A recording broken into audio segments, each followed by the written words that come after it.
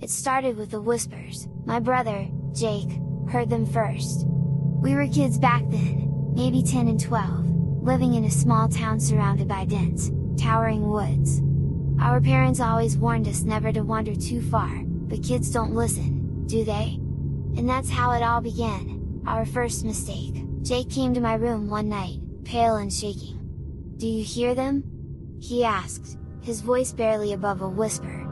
I sat up, rubbing my eyes. "Hear what?" "The voices. They're calling me," I listened, straining my ears against the silence of our creaky old house. "Nothing." I told Jake to go back to bed, but the look in his eyes unsettled me.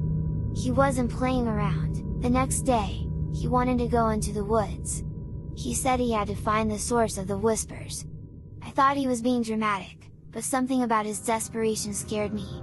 Against my better judgment, I went with him. The deeper we walked, the quieter the world became. No birds, no rustling leaves, just an eerie stillness. That's when I saw him. A tall, faceless figure stood between the trees, impossibly thin, his arms too long, his presence suffocating. I grabbed Jake's wrist, but he didn't move.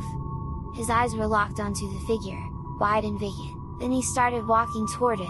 I screamed, yanking him back with all my strength. His body jerked like a puppet with its strings cut, and suddenly, the figure was gone. The whispers returned, hissing, seething, angry. We ran. Jake was never the same after that. He stopped talking, barely ate, barely slept. Every night, I heard him whispering to someone in the dark. One night, I crept to his room and pressed my ear against the door. "He's waiting. He wants me to come back." I burst in, flipping on the light. Jake sat on his bed, staring at the window. It was open, and outside, among the trees, I saw him again. Slenderman! I slammed the window shut and locked it. That night, I slept in Jake's room, gripping his hand, whispering over and over, "Don't listen." But the whispers never stopped. One night, he was gone. I woke up, his bed empty, the window open. I ran outside, calling his name, searching the darkness. The forest swallowed my voice. And then, far away, I heard it, the whispers, calling me this time. I never saw Jake again. Some say he ran away. Others say he got lost in the woods. But I know the truth, he never ran, he was taken. Years passed, but I never moved on.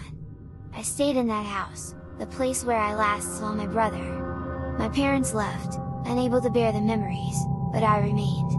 I spent my nights sitting by the window, waiting, listening.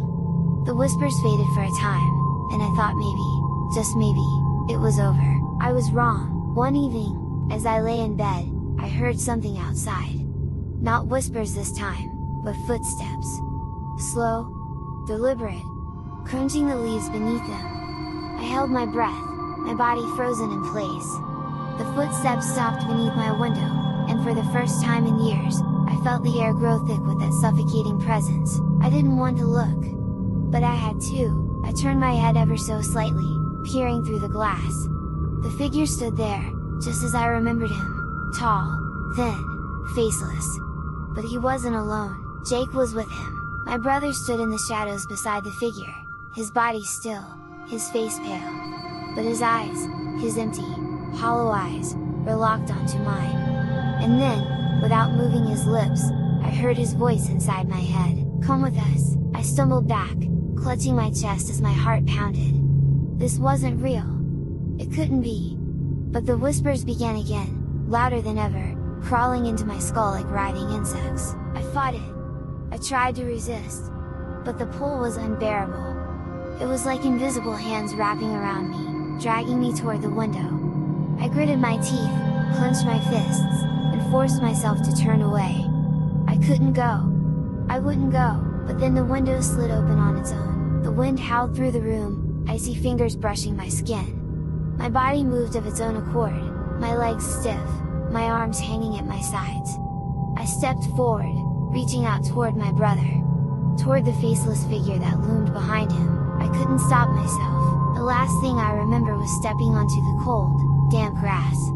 The world blurred, the trees swayed unnaturally, and then, nothing. When I woke up, I was deep in the woods, the sky gray, the air thick with silence. Jake stood beside me, smiling. But his eyes were empty, and his voice was not his own when he whispered, "It's your turn now." The last thing I heard was the sound of whispers closing in, swallowing me whole.